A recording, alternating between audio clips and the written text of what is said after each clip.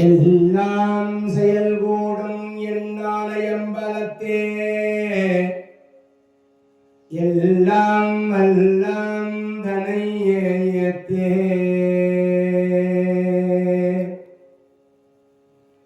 ஆலை முகண்டாறு முகன் நம்பிகை பொன்னம்பலவன் ஞான குருவாணியை உள்ளாடே நீடாழி உலகத்தே மறை நாளொடு ஐந்தென்றே நிலை நிற்கவே வாடாதவை வாயு முனிராஜன் மாபாரதம் சொன்னார்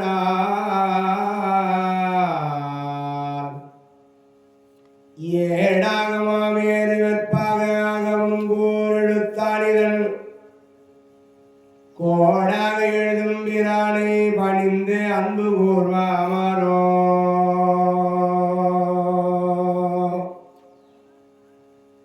ததறிடண்ணா ததறிடண்ணா ததறிடண்ணா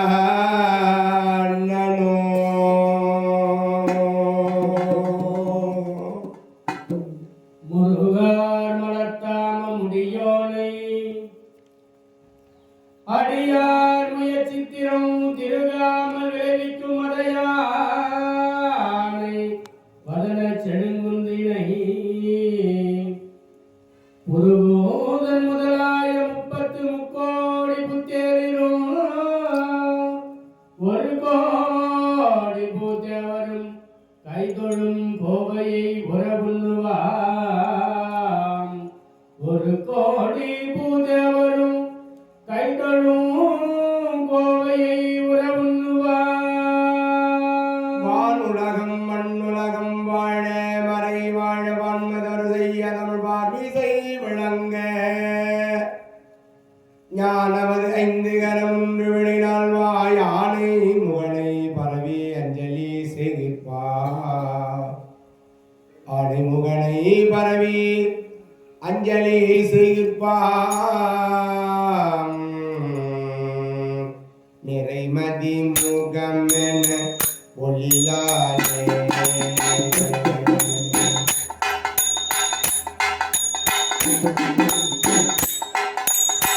நிறைமதி முகமென ஒளியாலே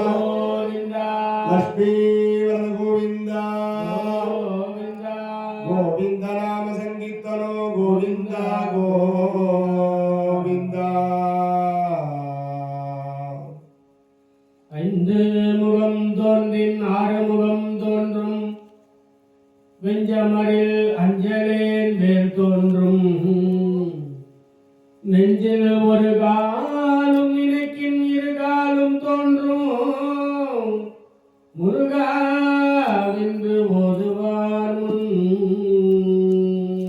முருகாவென்று ஓதுவார் நீருண்டு பொழிகின்ற காருண்டு விளைகின்ற நிலனுண்டு பலனும் உண்டு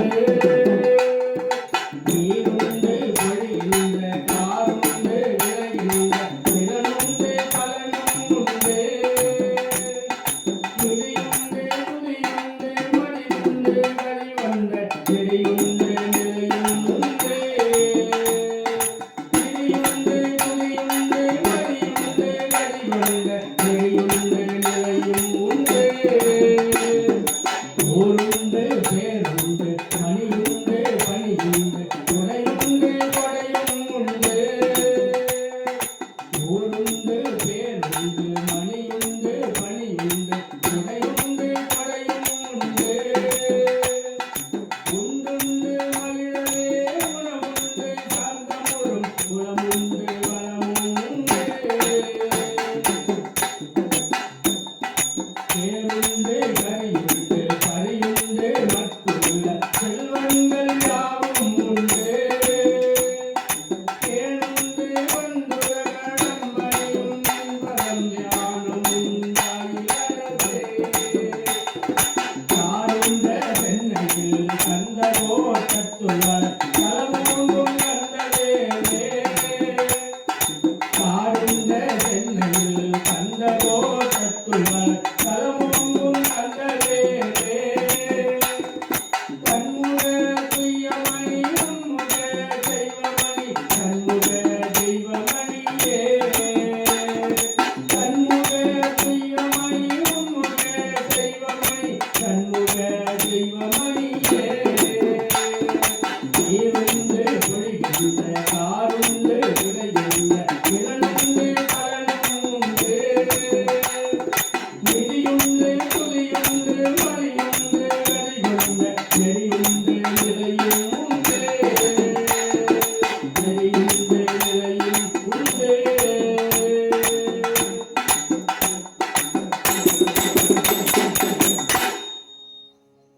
வெற்றிவேல் முருகனுக்கு அரோகரா ஞானவேல் முருகனுக்கு அரோகரா அரகர நம பார்வதி பதையே தேவா ராதாரமண கோவிந்தா கோவிந்தா ஆஞ்சநேயவரத கோவிந்தா கோவிந்தா லக்ஷ்மி வரத கோவிந்தா கோவிந்தா கோவிந்த நாம சங்கீர்த்தனோ கோவிந்தா கோவிந்தா சென்னியது உன் பொன் சென்னியது உன் பொன் திருவடி தாமரை சென்னியது உன் பொன் திருவடி தாமரை சிந்தை உள்ளே மன்னியது உன் திருமந்திரம் சிந்துர வண்ண பெண்ணே அடியாருடன் கூடி முறை முறையே பண்ணியது என்றும் குன்றன் பரமாக பதத்தடியே ஆ ஆ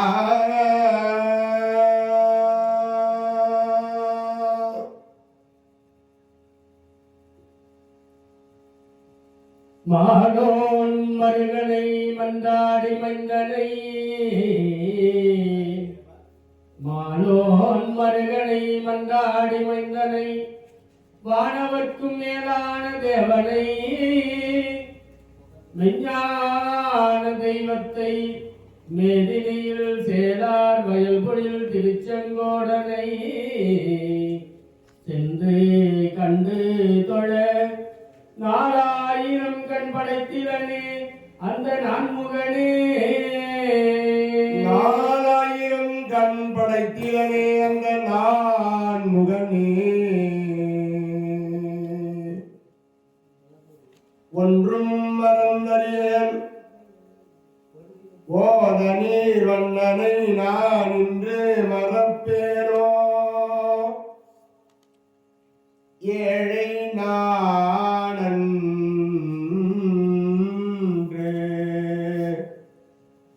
கருவரங்கத்தும் கிளந்து கை தொழுவேன் கண்டேன் திருவங்க மேயோன் திசை கையிலாய் எடுத்தருள் கண்ணனை மயுளாமலை வண்ணனை பாண்டவர் உய்யவந்துதயம் செய்த பானுவை வையமுண்ட செவ்வாய்தனை வாத்தி வணங்குவாம் வையமுண்ட செவ்வாய்தனை வாத்தி வணங்குவாம்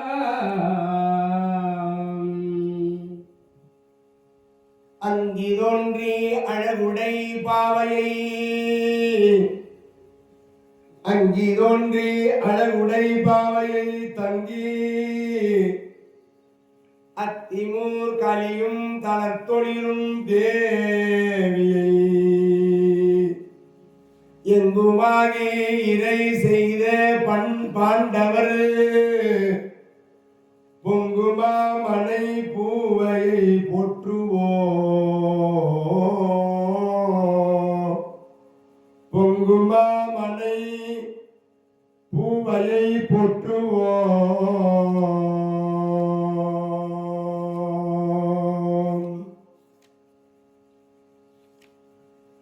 ஞானமே வடிவாகிய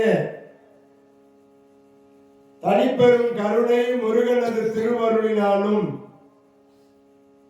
பார்க்கடலிலே பள்ளி கொண்ட நாராயணுடைய பெரும் கருணையினாலும் அகில உலக ஜெகன்மாதா அகிலாண்ட கோடி பிரம்மாண்ட நாயகி அன்னை திரௌபதி அம்மனுடைய பேரருளினாலும் நிகழும் விசுவாவசு வருடம் பங்குனி மாதம் 4ஆம் நாள் புதன்கிழமை நன்னாள் பொன்னாள் எட்ல எனக்கு அதே மாதிரியே வைங்க பரவாயில்ல இல்ல நன்னாள் பொன்னாள் பகவானுக்குரிய சிறப்புடைய நன்னாளிலே நமது திருவண்ணாமலை மாவட்டம் போரூர் வட்டம் அத்திமூர் கலியும் என்று சொல்லும்படியான திருத்தலத்திலே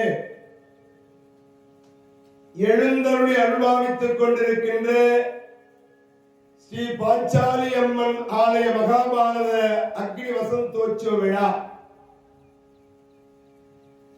இன்று 6வது நாள். ஆலயம் ஆலய தர்மகர்த்தா கடாச்சாரி போத்தராஜா தபசுமரம் ஏறுகிறவர்கள் நாட்டாமையாளர்கள், கிராம பெருந்தலம், தலைவர், உபத்தலைவர், வார்டு அங்கத்தினர்கள், முன்னாள் தலைவர்கள், இன்னாள் தலைவர்கள், ஆன்றோர்கள், சான்றோர்கள், சபையோர்கள், விழா குழுவினர்கள், பம்பை, உடுக்கை, மேளம், ராஜமேளம், தீப்பந்தம், அலங்கார சுவாமிகள், அந்தன பெருந்தகைகள், ஆலய பூசாரி, வெளியூர்ந்து வருகை தந்திருக்கக்கூடிய சமயத்தவர்கள், ஒலிபெருக்கின் வாயிலாக கேட்டுக் கொண்டிருக்கின்ற அருமை பக்த கோடி பெருமக்கள், கொஞ்சி மொழி பேசி விளையாடும் குழந்தை செல்வங்கள், எனது அருமை தாய் உள்ளங்கள், ஒலி ஒலி சவுண்ட் சர்வீஸ் சிஸ்டம்,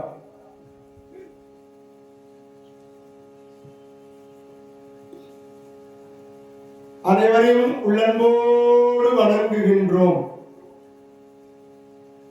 இன்றைக்கு கொடுக்கப்பட்டிருக்கக்கூடிய தலைப்பு குந்தி சரித்திரமும் கர்ணன் பிறப்பும். குந்தி சரிதமும் கர்ணன் பிறப்பும் என்று சொல்லும்படியான மகாபாரதத்தினுடைய இன்றைய தலைப்பு.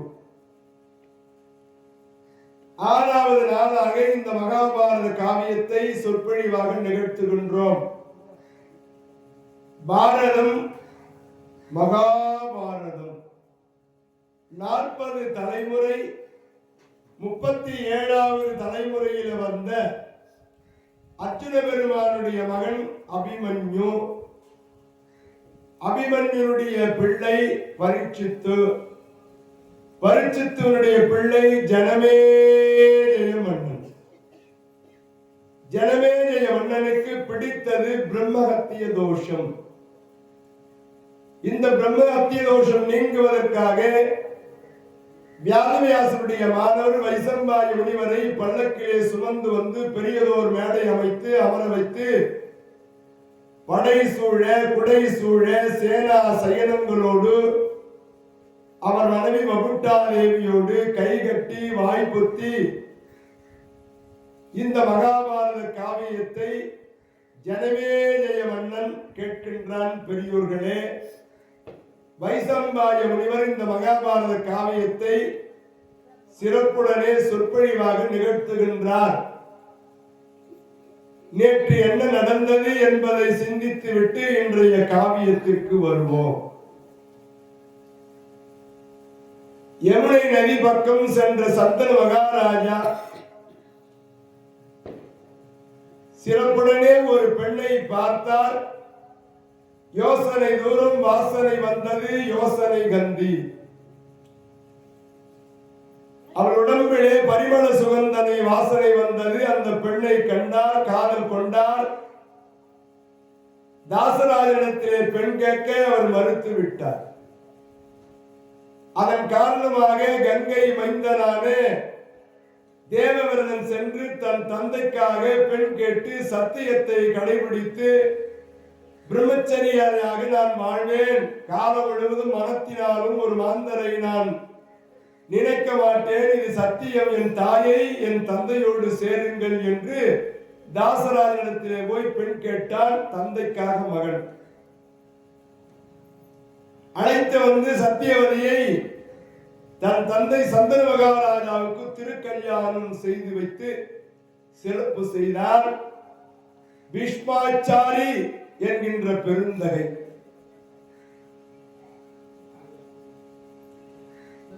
அந்த சத்தியவதியோடு இல்லறம் நல்லறமாக நடந்தது. அதன் காரணமாக 2 பிள்ளைகளை பெற்றெடுத்தால் சத்தியவதி. ஒருவன் சித்தராங்கதன், இன்னொருவன் விசித்திர வீரியன். அவனுக்கு மணிமகுடம் சூட்டி இளவரசனாக்கினார் பீஷ்மாச்சாரி. தேவர் உலகத்திலே இருந்த ஒரு சித்திராங்கதன், இந்த சித்திராங்கதன் பூலோகத்திலே இருக்கிற சித்திராங்கதனை வந்து கொன்று விட்டார். சத்தியவதி கண்ணீர் வடிக்க இன்னொரு பிள்ளை விசித்திர வீரனுக்கு மணிமகுடம் சூட்டி காசிராஜன் பெற்ற மகள்கள், அந்த மகன்கள் இருவரை அம்பிகை அம்பாலிகை என்ற பெண்ணை தன் சகோதரனுக்காக பீஷ்மாச்சாரி திருக்கல்யாணம் வைத்தார். செய்து வைக்க அந்த காசிராஜனுடைய மகள், மூத்த மகள் அம்பை விசித்திர வீரியனும் ஏற்கவில்லை, பீஷ்மாச்சாரியும் ஏற்கவில்லை. ஆசிரியர் பரசுராமரை அழைத்து வந்து நியாயம் கேட்டால் கிடைக்கவில்லை. அதன் காரணமாக பீஷ்மாச்சாரிக்கும் பரசுராமருக்கும் யுத்தம் நடந்தது. அதில் வெற்றி பெற்று பீஷ்மாச்சாரி தன்னுடைய ஆசிரியரை அடித்து துரத்தினார். இனி சத்திரியர்களுக்கு நான் பாடம் சொல்லிக் கொடுக்க மாட்டேன் என்று புறப்பட்டார் பரசுராமர். அம்பை தவம் செய்து அடுத்த பிறவியிலே நான் அந்த பாஞ்சாலன் செய்கிற வேள்வியிலே ஆணும் இல்லாமல் பெண்ணும் இல்லாமல் அலை என்ற வடிவத்தோடு பிறப்பேன். அந்த பீஷ்மாச்சாரியை தள்ளுவதற்கு நான் வழி வாங்குவதற்கு நான் பிறவி எடுப்பேன் என்று சபதம் செய்து தவம் செய்தார். இங்கு அஸ்தினாபுரியிலே 2 பெண்களோடு விசித்திர வீரன் இல்லறம் நல்லறமாக நடத்த 2 மனைவிகளோடு இல்லறத்தை சிறப்புடன் வாழ்ந்தவர் அதிகப்படியான இன்பத்தை துய்த்ததினாலே பிணிகளுக்கு அரசு எனும் பெரும் பிணியினாலே அந்த விசித்திர வீரியன் மாண்டு போனான். அதன் காரணமாக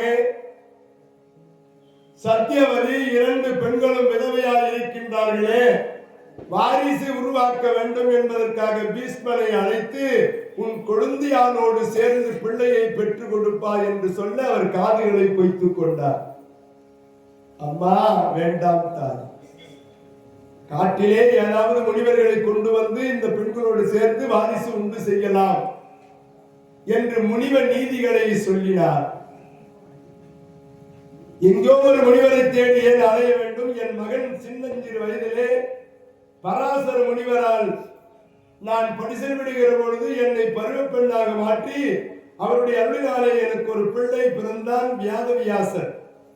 அந்த வியாதவியாசரை நினைத்தால் வருவான் என்று சொல்ல அந்த வியாதவியாசரை வரவழைத்து இந்த 2 பெண்களோடு அருள் புரிந்து பிள்ளைகளை பெற்றுத்தரும்படியாக சத்தியவதி வேண்டினார்.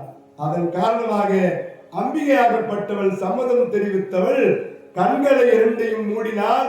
விபூதி தூவி ஆசீர்வாதம் செய்து ஒரு குழந்தை உருவானது. கர்ப்பத்திலே ரிஷிபிண்டம் இரவு தங்காமல் 3.25 நாளிலே பிறந்த அந்த பிள்ளை கண்கள் தெரியாத பிள்ளையாக, அந்த பிள்ளை நொல்லை கண்ணாக பிறந்தது. அந்த குழந்தைக்கு திருதராட்டிரன் என்று பெயர் வைத்தார். அம்பாலிகை, அந்த அம்பாலிகையும் ஒரு அறையில் எடுக்கின்ற பொழுது இந்த வியாதவியாசர் சென்று விபூதி தூவ அவர் உடம்பெல்லாம் சிரித்து விட்டது. அதன் காரணமாக அவர் கர்ப்பமடைந்து ஒரு பிள்ளையை பெற்றால் அந்த பிள்ளைக்கு உடம்பெல்லாம் வெண்குஷ்டம், வெள்ளைப்பட்ட நோயாகிவிட்டது. அந்த பிள்ளைக்கு பாண்டு என்று பெயர் வைத்தார். மீண்டும் அம்பிகையோடு கூடி ஒரு பிள்ளையை பெறும்படி தாய் வேண்டினார். ஆனால் அம்பிகைக்கு விருப்பம் இல்லாமல் தன் தோழியை அனுப்ப அந்த தோழி அருளாசி புரிந்தார். விபூதியாக தூவி யாதவியாசர் அருள் புரிந்ததினாலே ஒரு பிள்ளை அழகாக பிறந்தது. அந்த பிள்ளைக்கு விதுரன் என்று பெயர் சூட்டினார்கள். கண்கள் தெரியாத அந்த பிள்ளையை திருதராட்டிரன் என்றோ, உடம்பெல்லாம் வெள்ளைப்பட்ட அந்த பிள்ளையை பாண்டு என்றோ, அம்பிகையுடைய தோழியின் மணிவயிற்றிலே பிறந்த அந்த பிள்ளைக்கு விதுரன் என்றும் பெயர் சூட்டி நேற்றைய தினத்தே பீஷ்மாச்சாரி கானகத்திற்கு கலை பயிற்சி கற்றுக் கொடுக்க அழைத்து சென்றார். அவர்கள் வனத்திற்கு சென்றார்கள். நாம் வீட்டிற்கு செல்வோம் என்று கதையை திருநிறைவு செய்தோம்.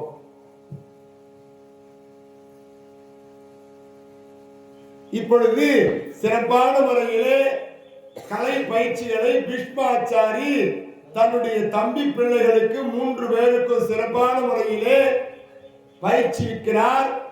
யானைப்படை, குதிரைப்படை, தேர்ப்படை, காலாட்படை, அதிரதர், சமரதர், அத்தரதர், யானையேற்றம், குதிரையேற்றம், வாள்சண்டை, வில்சண்டை, குத்துச்சண்டை, மறுச்சண்டை, அத்தனை திறமைகளையும் கல்வியாக சிறப்பான முறையிலே பீஷ்மாச்சாரி அந்த 3 பேருக்கும் கற்பித்தார். கற்பித்து சிறப்பான முறையிலே திருதராட்டிரனை அரசனாக்கினார். பாண்டுவை சேனாதிபதி ஆக்கினார். விதுரனை மந்திரியாக்கினார். அரச பதவி தம்பி பிள்ளைகளுக்கு கொடுத்தார். அற்புதமான முறையிலே கண்கள் தெரியாமல் இருந்தாலும் திருதராட்டிரர் சிறப்பான ஆட்சி புரிகிறார். அப்படி இருக்கிற பொழுது திருமணம் என்று ஒன்று நடத்த வேண்டுமே, எங்க போய் பொண்ணு தேர்றது? கண் குறைவாய் இருக்கிற பார்வை இல்லாத பிள்ளைக்கு யார் பொண்ணு கொடுப்பாங்கோ? வசதி இருக்கிறது, அரசனாய் இருக்கின்றான், ஆட்சி பொறுப்பை ஏற்று இந்த அஸ்தினாபுரியை சிறப்புடனே ஆட்சி செய்து வருகிறான். இருந்த போதிலும் கூட அவனுக்கு பெண் தர யார் முன் வருவார்கள்? யாரும் பெண்ணு கொடுக்க முன்ன வரல. உடம்பிலே ஊனம் இருப்பதினாலே கண்கள் தெரியாத பிள்ளைக்கு யார் பெண் கொடுப்பார்கள் என்று எல்லோரும் மறுக்கிறார்கள் பெண் கொடுப்பதற்கு.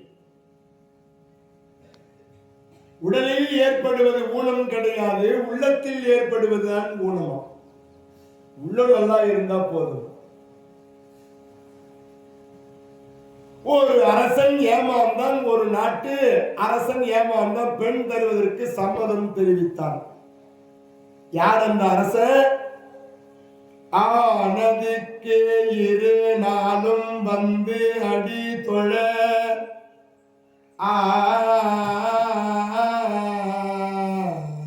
நதியளித்தவன் எவளின் தூதர் போய் ஆனதுக்கு 2 நாளும் வந்து அடிதொழ அம்பிகை மகந்தனை வானதி திருமகன் ஒரு தினத்தில் மங்களமுடி சூட்டி பால் நிறத்தில் பாண்டு வேசனையின்படி முழுமதி மிக்க கான் நிறத்தொடை விதுரனை அமைச்சன் இக்காவலருக்கு என வைத்தார். நிறை தொடை விதுரனு அமைச்சர் இக்காவலருக்கு என வைத்தான். அப்படி அரசாட்சி செய்கிற இவனுக்கு பெண் தர ஒரு நாட்டு அரசன் சம்மதம் தெரிவித்தான். காந்தார தேசத்து அரசன் தன் மகளை தருவதற்கு சம்மதம் தெரிவித்தான். அந்த காந்தார தேசத்து அரசனுடைய பெயர் சுபலன். காந்தாரியுடைய அப்பா சுபலன் பேரா. அவன் அஸ்தினாபுரி வேந்தன் திருதராஷ்டிர மன்னனுக்கு நான் என் மகளை காந்தாரி என்கின்ற ஒரு மகளை தருவதற்கு சம்மதம் தெரிவிக்கின்றேன். நிச்சயதார்த்தமே பேசிட்டாங்க, முடிஞ்சிச்சு. இருந்தாலும் இந்த அஸ்தினாபுரியை அரசாட்சி செய்கிற திருதராட்டிரன் மாப்பிள்ளை எப்படி இருக்கிறார்னு விசாரிக்கிறார் அப்படின்னு தன் காவலர்களை அனுப்பி அஸ்தினாபுரியில விசாரணை பண்றாங்க, விசாரிக்கிறாங்க. அப்போ அரசராய் இருக்கிறார், ஆனால் அவருக்கு 2 கண்களும் தெரியாத பார்வை இல்லாத அரசனா தான்ங்கிறாரு. காவலர்கள் ஓடி போய் மகாராஜா மகாராஜா காந்தாரி தேசத்து ராஜா, நீங்க மனம் பேசி முடித்திருக்கிற மாப்பிள்ளைக்கு 2 கண்ணும் தெரியாதா? கண்ணு 2ம் நல்ல பார்வை இல்லாத பிள்ளைக்கா பொண்ணு கொடுக்க போறீங்க அப்படின்னு அந்த காந்தார தேசத்து அரசரிடத்திலே சொன்ன பொழுது பொண்ணு கொடுக்குறன்னு சொன்னவரு ஓலை எழுதி அனுப்புறாரு. பீஷ்மரே, உனது தம்பி மகன் திருதராட்டிரனுக்கு நான் மகளை தரமாட்டேன். பார்வை இல்லாத பிள்ளைக்கு அரச உரிமை இருந்தாலோ ஒன்னும் பொண்ணு தரத்துக்கு எனக்கு சம்மதம் இல்லை, விருப்பம் இல்லை அப்படின்னு ஓலை எழுதி அனுப்புறார். நதி அளித்தவன் ஏவலின் தூதர் போய் நதி அளித்தவன் ஏவலின் தூதர் போய் நயந்து உடன் காந்தார பதியளித்தமை கண்ணியை தருக பூபதிக்கு என மனம் நேர்ந்தார். மதியளித்த தொல்குலத்தவன் விழியிலா மகன் என தமர் சொல்ல விதியளித்தது என்று உளம் மகிழ்ந்தனல் வடமீன் என தகும் கற்பால். விதியளித்தது என்று உளம் மகிழ்ந்தனர் வடமின் என தகு கற்பால். தந்தை முதல்ல பொண்ணு தரேன்னு சொல்லி சம்மதம் தெரிவித்தாரு. இப்போ தரமாட்டேன்னு ஓலை எழுதுற நேரத்துல அருகாமையிலே மகள் இருக்கிறார். காந்தார தேசத்து அரசருடைய மகள் காந்தாரி. அப்பா, இதில் என்ன நியாயம் இருக்கிறது? எப்பொழுது எனக்கு மனம் பேசி இவர்தான் கணவன் என்று முடிவு செய்தீர்களோ அப்பொழுதே அவரை நான் கணவனாக நினைத்து விட்டேன். திருமணம் என்று ஒன்று இருந்தால் அவரை தவிர நான் வேறு யாரையும் திருமணம் செய்து கொள்ள மாட்டேன் என்று கற்புணரிக்குரிய இந்த காந்தாரியாகப்பட்டவள் விதியளித்தது என்று, இதுதான் என்னுடைய விதி, இதை நான் மீற மாட்டேன், அவர் என் கணவர், நீங்க பெண்ணுதன் மறுக்காதீங்க, என் கணவன் காணாத உலகம், இமைத்த கண்ணினை மலர்ந்து, இமைத்த கண்ணினை மலர்ந்து இனி நோக்கினேன் யான் ஒருவரை என்று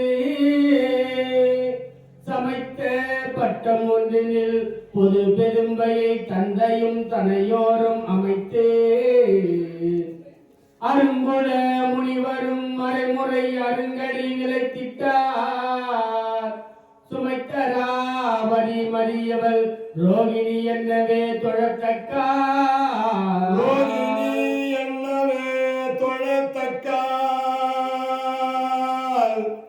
என் கணவன் காணாத இந்த உலகத்தை நான் இனி காண மாட்டேன் என்று சமைத்த பட்டம் ஒன்றினை ஒரு பட்டு ஆடையை எடுத்து அந்த ஆடையை எடுத்து தன் கண்களை கட்டிக்கொண்டார். என் கணவன் காணாத உலகத்தை இனி நான் காண மாட்டேன். காந்தாரி மனம் பேசி முடித்ததற்கு மாங்கல்யமே சூடவில்லை. மனம் பேசி முடித்ததற்கே என் கணவன் காணாத இந்த உலகத்தை நான் இனி இந்த உலகத்தை காண மாட்டேன் என்று சமைத்த பட்டம் கொண்டெடுத்து தன் கண்ணிலே கட்டிக்கொண்டார். உலகத்தை நான் பார்க்க மாட்டேன்னு பெரியதோர் தியாகம் செய்தார். எப்பேற்பட்ட கற்புடைய பெண்ணாக இந்த காந்தாரி திகழ்கின்றாள் பாருங்கள். சுமைத்தராவதி மறியவள் ரோகிணி என்னவே தொழத்தக்கால், ரோகிணி என்னவே தொழத்தக்கால். சந்திரனுடைய மனைவி ரோகிணி. இந்த சந்திர பரம்பரையிலே யாருமே செய்ய முடியாத ஒரு தியாகத்தை செய்திருக்கிறார். ரோகிணி தன் கணவனுக்கு ஏற்ப மனைவியாக வாழ்ந்தால் அந்த ரோகிணி புதன் என்று ஒரு பிள்ளையை பெற்றாள் என்று பார்த்தோம். இந்த திருதராஷ்டிர மகாராஜாவை மனம் பேசி முடித்ததற்கு என் கணவன் காணாத உலகத்தை நான் இனி காண மாட்டேன் என்று தன் கண்களை துணியால் கட்டிக்கொண்டாலே இவள் எப்பேற்பட்ட பத்தினியாக இருப்பாள் என்று நாம் உணர வேண்டும். கணவனுக்கு குறை என்றாலே விட்டு விலகுகின்ற இந்த காலத்திலே எவ்வளவு கற்புடைய பெண்ணாக இந்த காந்தாரி திகழ்ந்திருக்கின்றார்கள் என்பதை நாம் சிந்தித்து பார்க்க வேண்டும் பெரியோர்களே.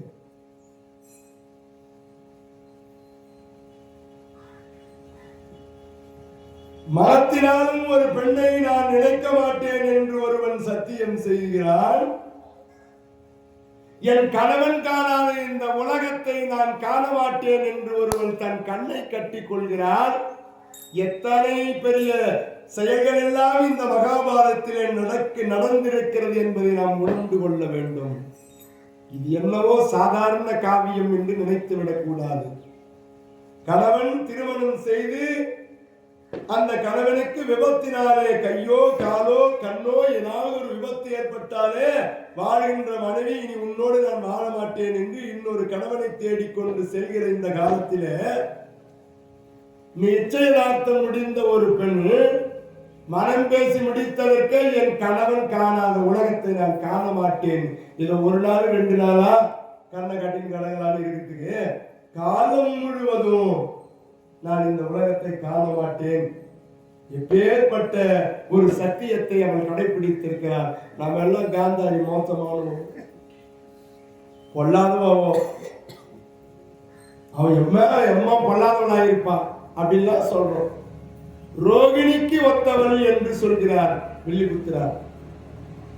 அப்படிப்பட்ட பெண்ணை மனம் பேசி சிறப்பான முறையிலே அற்புதமான முறையிலே திருக்கல்யாணம் நிகழ்த்தினார்கள் பெரியோர்களே. ராதாரமண கோவிந்தா கோவிந்தா ஆச்சாரியே இவன் கோவிந்தா கோவிந்தா லட்சுமி கோவிந்தா கோவிந்தா கோவிந்த நாம சங்கீர்த்தனோ கோவிந்தா கோவிந்தா. கண்கள் தெரியாத குருடன் என்று காந்தார தேசத்து மருகன் என்று கண்கள் மருகன் என்று ஆதினம் கவி பாடவே அதில் சுகராகமே. கண்கள் தெரியாத குருடன் என்று காந்தார தேசத்து மருகன் என்று ஆதினம் கவி பாடவே அதில் சுகராகமே. திருநாளன்றோ மறுநாள் என்று மகிழ்வோடுதான் வாழ்வோம் என்று. திருநாளன்றோ மனநாள் என்று மகிழ்வோடுதான் வாழ்வோம் என்று. திருநாளன்றோ மறுநாள் என்று மகிழ்வோடுதான் வாழ்வோம் என்று. அம்பிகையில் மனம் போலவே வந்து நின்ற பொருளன் என்று. வந்து நின்ற மன்னன் என்று. கண்கள் தெரியாத குருடன் என்றும் காந்தார தேசத்து மருகன் என்றும் தினம் கவி பாடவே சுகாகமே. யாதன் வந்து விளையாடவே தேசம் எங்கும் தீங்கானது. யாசன் வந்து விளையாடவே தேசம் எங்கும் தீங்கானது. யாசன் வந்து விளையாடவே தேசம் எங்கும் தீங்கானது. வம்சம் வந்து நிலையானது பாவை மனம் போராடவே. அம்பாலிகை மனமுகவே பாவை மனோ போராடவே. கண்கள் தெரியாத குருடன் என்றும் காந்தார தேசத்து மருகன் என்றும் தினம் கவி பாடவே அதில் சுகராகமே. ஆதின் கவி பாடவே.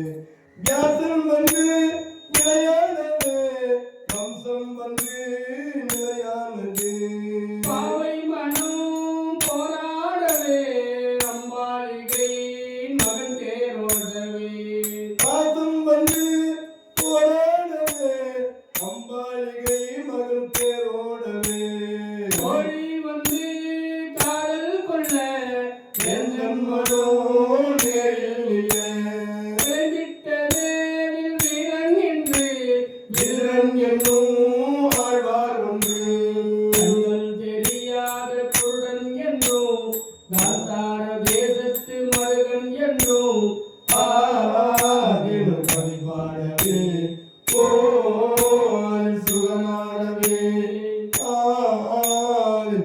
கொண்டாடவே